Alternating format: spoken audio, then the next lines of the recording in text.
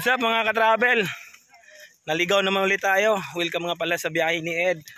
Yan. Pupunta kami ngayon sa lugar na hindi namin alam. Yung mga kasamahan ko. Surprise attack to. Pupunta kami sa lugar na hindi namin alam. Yan. Mas okay to kasi exploration. Yan, pupunta kasi kami ngayon sa may Turtle Island. Sa biglaan lang to. Walang plano. To biglaan lang yung pag-uusap. Kasi pag pinaplano, 'di ba? Hindi natutuloy, kaya mas maganda yung hindi pinaplano. Ayan. Naglalakad kami ngayon papunta dun sa may sinasabi nilang Turtle Island dito sa Zamboanga. White sand, tas may sandbar. Sa totoo lang, parang hidden beach talaga yan. Ayan. Saan kayo papunta? Unsa may plano ninyo? Sa manday mo mga to? Sa Turtle Island. Pero wala may kabalo sa paingon. Yan. Punta kami ngayon sa may Turtle Island. Hindi pa nga namin alam kung nasaan mga katabil. Pero tingnan nyo mga katabil. Ang ganda ng lugar. Oh. Yan. Ang ganda ng view dito. Yan. Yan.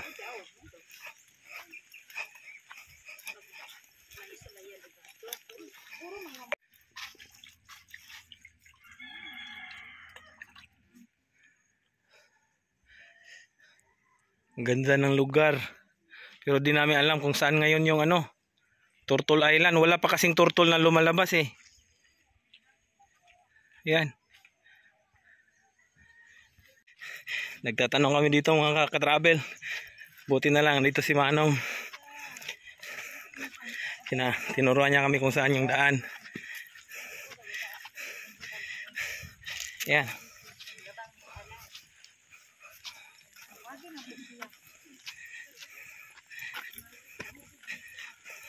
Okay ra kaday? Ha? Ha? Exercise mo guna. Diba? Exercise mo guna. Diba? Mga Dora the Explorer oh. Yan, mga Dora the Explorer. Kaya pa? Sabot-sabot mong gunmo de. Sana ni Ron. Ayan. Bahala, di ta maabot basta kay kanang Emperador Light dili mabuak ha. Yan. Yan, daming mga mangroves. Yan, mga mangroves lahat yan mga katravel. Yan. Medyo papasok ng lugar. Kaya nga siguro tawag dito Hidden Beach. Para sa akin hindi to Turtle Island. Hidden Beach. Ayan.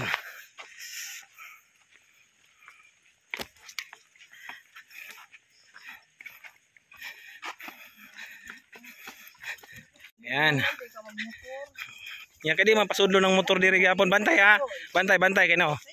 Stoy, bantay sa lagian kay aroma. Ayan. Dito na kami ngayon sa may mga aroma forest. Ayan. Video forest talaga. Ayan. Dubli ingat lang kasi yan Okay lang kayo guys. Puro matinik yan. Okay lang kami guys. Yan. Ingat lang kayo pag pumapasok kayo dito. Medyo matinik yung Pero at least may daanan naman sa gitna. Yan.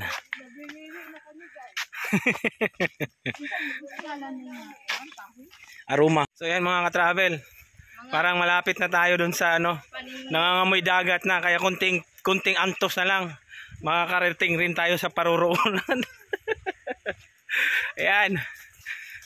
Kailangan muna natin dumaan sa forest. Yun. Hapit na. Muna ako nakita sa YouTube. Dito pa dito. Mangroves. So, ayun, may mga mangroves sa tabing dagat. Lapit to. Medyo ikot lang talaga. So, yung iba nagsasuggest malayo siya dun sa pinarkingan namin mga ka-travel. Pero okay lang, at least adventure to eh.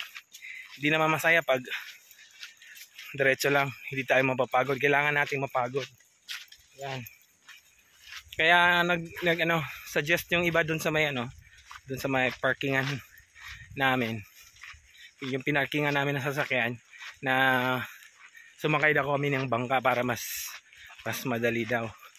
Pero okay lang, gusto kasi namin malaman kung saan saan yung pwedeng daanan papunta dun sa Turtle Island. Pero para sa akin, hidden beach to.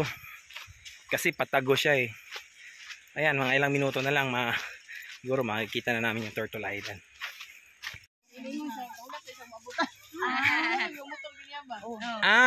Ay, motor ni motor. Tala na kay gabi na. Hapon na.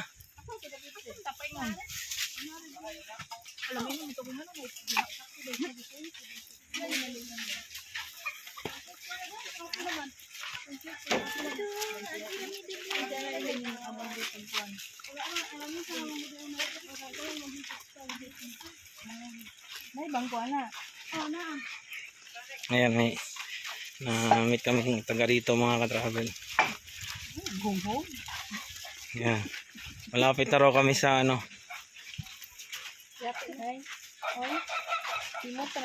Ayo, dugi siya mo dugi.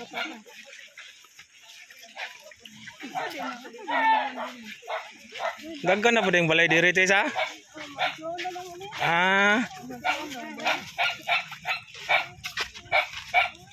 Dagang nangari rong adlaw. Wala kayo? Ayo, dugi. Ngapon.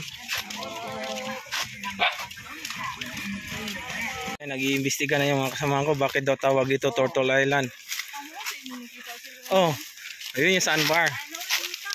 Yun yung sandbar. Ang ganda kasi may mga puno. Ayan. Yun. Ang ganda naman pala dito mga travel. Ayan. Ayan. Nag-offer sa amin si ate ng mesa. Ayan. Ang ganda. Yan. Yan mga travel. Ang ganda ng lugar. Woo. Yan. Yun yung sandbar. Yan. Yan. Daming aso. Ganda ng lugar mga ka-travel. Yun.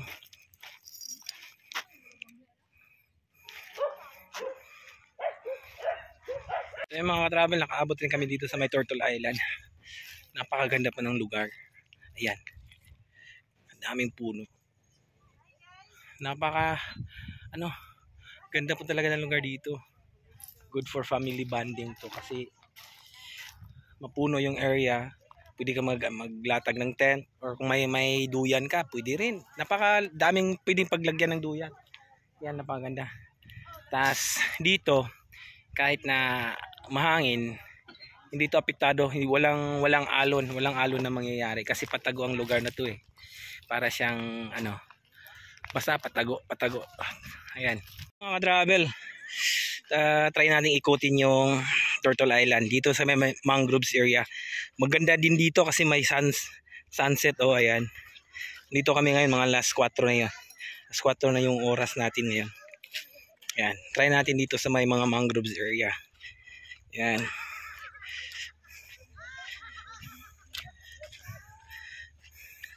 Hi ma'am.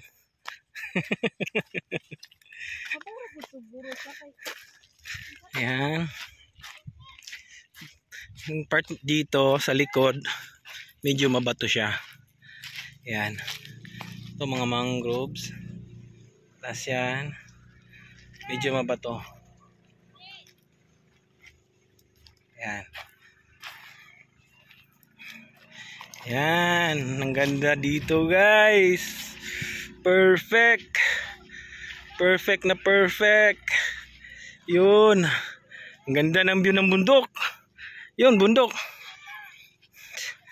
Dito guys, walang alon kasi patago kasi ang dagat na to. Ayan. Daming puno. Ayan. Medyo malayo nga lang siya, kailangan natin maglakad. Pero meron namang nag-offer sa amin ng bangka. 30 pesos lang yung bayad. Yan, tas yung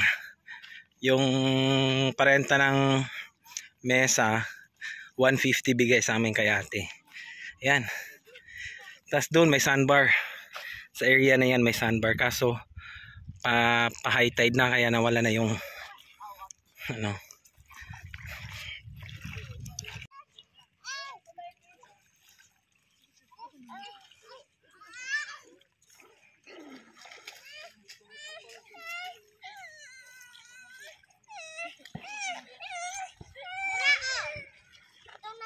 Mga travel, pauwi na kami. Saglitan lang to ha. Pero napakaganda ng lugar, promise. Ang ganda po ng lugar. Tahimik. Tas daming puno. Maganda siya pag ano, mag-overnight camping kayo. Ayan. Tas sasakay kami ng bangka kasi napakalayo na nilakad namin doon. Paikot kasi. Sasakay na lang kami ng bangka para mas malapit lang. 30 pesos lang naman yung pamasahe.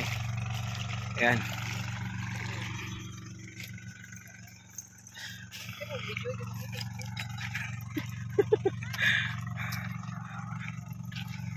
Ganda dito pag hapon kasi may sunset.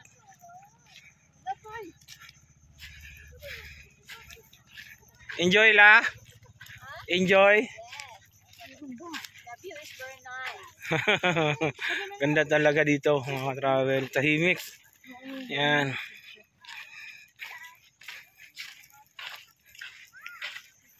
May igor naman na follow na board.